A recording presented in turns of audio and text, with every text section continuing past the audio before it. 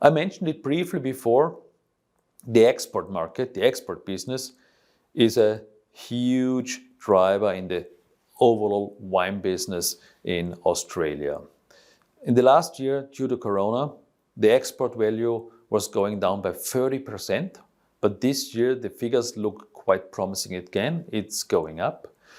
The biggest states Australia is exporting to, of course, there's a history with the UK. So it's the UK, it's the United States.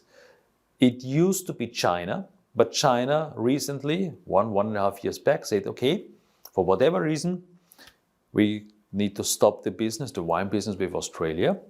And this was dropped by 80-90% in the last year.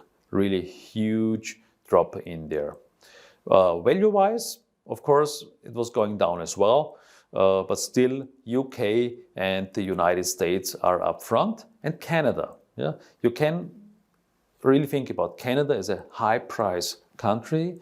The export to Canada is rising all over the world. And the interest on wine is really gaining in Canada. A couple of figures which I want to mention here.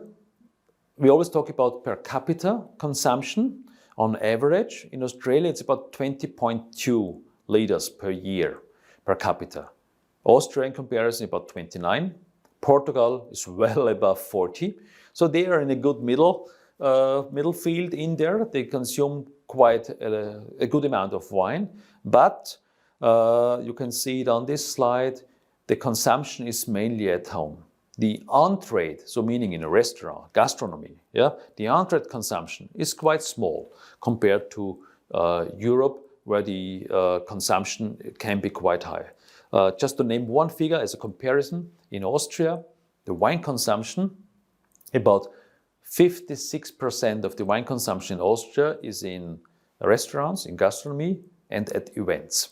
So, and here we talk about a single-digit number in Australia. So there's a huge difference in where I consume some wine.